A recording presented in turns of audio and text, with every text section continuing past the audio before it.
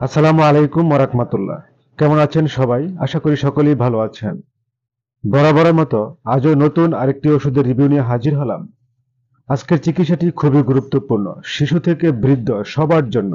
যারা দীর্ঘদিন ধরে ঠান্ডা, কাশি, অ্যাজমা, হাঁপানি, শ্বাসকষ্টের মতো সমস্যায় ভুগছেন, তাদের জন্য প্রতিরোধমূলক চিকিৎসায় কার্যকরী একটি ঔষধ পিউরিসাল ট্যাবলেট এবং পিউরিসাল সিরাপ। এটি লিবোসালবিটামল গ্রুপের একটি ঔষধ, আর এই ওষুধটির প্রস্তুতকারক কোম্পানি হচ্ছে ইনসেপ্টা ফার্মাসিউটিক্যালস লিমিটেড।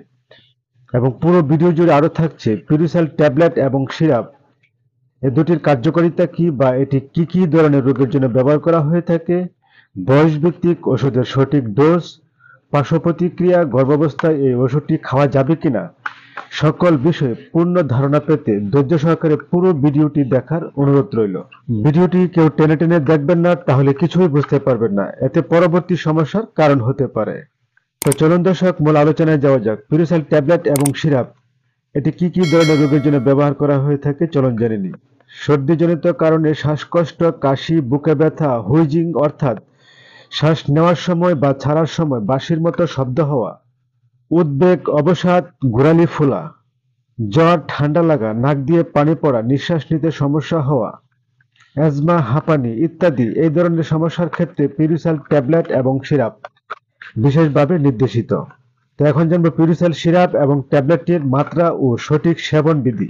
12 বছর বা তার ঊর্ধ্বে 1 থেকে 2 মিলিগ্রাম করে দৈনিক 3 বার, 6 থেকে 11 বছর বয়সী শিশুদের জন্য 1 মিলিগ্রাম করে দৈনিক 3 বার, এবং প্রাপ্তবয়স্কদের জন্য 5 থেকে 10 মিলিগ্রাম করে দৈনিক 3 বার, অথবা একজন রেজিস্টার্ড প্রাপ্ত চিকিৎসকের পরামর্শ অনুযায়ী সেব্য।